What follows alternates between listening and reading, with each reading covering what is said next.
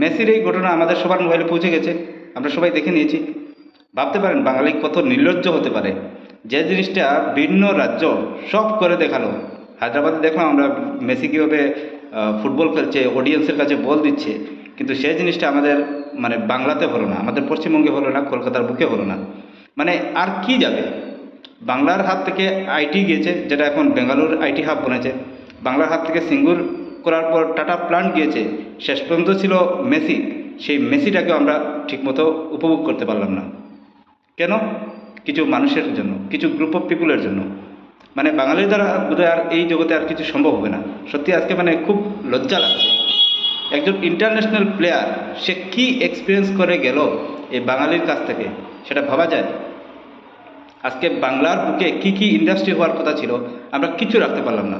আজকে বাংলার যে মায়ের ছেলেরা মাকে ছেড়ে, বউ বাচ্চা ফ্যামিলিকে ছেড়ে কোথায় যাচ্ছে? গুজরাট যাচ্ছে এই সেই টাটা প্ল্যান্টে কাজ করতে, যেটা সিঙ্গুরে হওয়ার কথা ছিল। আইটি হাবে বেঙ্গালুরু যাচ্ছে, গিয়ে কম্পিউটারে চাকরি করছে, সিকিউরিটি গার্ড করছে। কিন্তু সেই বাংলাতে হওয়ার কথা ছিল, বাংলাতে হলো না।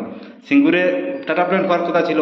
আজকে টাটা কোন জায়গাতে পৌঁছেছে! যখন ন্যানো যখন মার্কেটে ইন্ট্রোডিউস হওয়া মানে হয়েছিল, তারপর থেকে আমরা দেখলাম টাটা টিয়াগো আসলো, তারপর টাটা টিগোর আসলো, পাঞ্চ আসলো, মানে একটার পর একটা টাটা ব্লকবাস্টার প্রোডাক্ট আনছে। আজকে টাটার শেয়ার কোথায় গিয়ে পৌঁছেছে আমরা দেখেছি?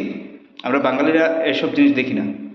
আজকে টাটার প্ল্যান্ট যদি আজকে আমাদের ওয়েস্ট বেঙ্গলে থাকতো, এই ওয়েস্ট বেঙ্গলের বা আশেপাশের রাজ্যগুলোর থেকে বা ওয়েস্ট বেঙ্গল থেকে কত ছেলে চাকরি পেত, কিন্তু আমরা সেটা ধরে রাখতে পারলাম না। শেষ পর্যন্ত মেসি আসলো, এই মেসিকেও পর্যন্ত আমরা উপভোগ করতে পারলাম না। আর ফটো উঠলো কারা? এই কিছু গ্রুপ অফ পিপুল, কিছু মানুষের ফ্যামিলি, ভাইপো ভাইজি এইসব মিলে মেসির সাথে ফটো উঠে বাস চেয়ার টেয়ার ছোড়া হলো, ফিল্ডের মতো মানে মানে দৌড়াদৌড়ি ঝাঁপ করা হলো, আর মেসি চলে গেল। যে জিনিসটা ভিন্ন রাজ্য করতে পারে, হায়দ্রাবাদ করতে পারে, আমরা করতে পারি না। কেন? আমরা বাঙালিরা কি পর্যায়ে পৌঁছেছি আমরা মানে বুঝতে পারি। আমরা আমাদের ভবিষ্যৎ কার হাতে দিচ্ছি, এটা আমরা কোনদিন ভেবেছি? করো ভাই করো, যার যা মন করো। বাঙালির একটা স্বর্ণযুগ ছিল, যখন ঈশ্বরচন্দ্র বিদ্যাসাগর ছিলেন, স্বামী বিবেকানন্দ, সুভাষচন্দ্র বসু, রবীন্দ্রনাথ ঠাকুর, বঙ্কিমচন্দ্র চট্টোপাধ্যায়, এই গোল্ডেন পিরিয়ডটা বাংলা হারিয়ে দিয়েছে। এটা আর আসবে না। আর এই যে কিছু মানে কি বলবো, এদের মানে বলার ভাষা নেই। এদের কাছ থেকে বাংলা এবং বাঙালি জাতি কিচ্ছু পাবে না, কিচ্ছু পাবে না, শুধু তিরস্কার পাবে, ছিচি পাবে। আজকে মেসির মতো একটা ইন্টারন্যাশনাল প্লেয়ার কি এক্সপিরিয়েন্স করে গেল বাঙালির কাছ থেকে? হুম মানুষ 10,000, 15,000, 5,000 দিয়ে টিকিট কিনে মানে মেসিকে দেখার জন্য আসলো, ওর খেলা দেখার জন্য আসলো। কি দিলাম আমরা? এই এতটুকু দিতে পারলাম না। আমরা কোথায় গেছি? প্রশ্ন কিন্তু প্রত্যেক বাঙালির কাছে।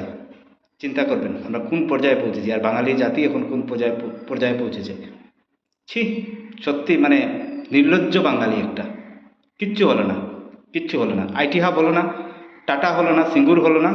শেষ পর্যন্ত মেসি ছিল, এই মেসিকে পর্যন্ত মানে আমরা পেলাম না, হলো না আমাদের দ্বারা। ছি।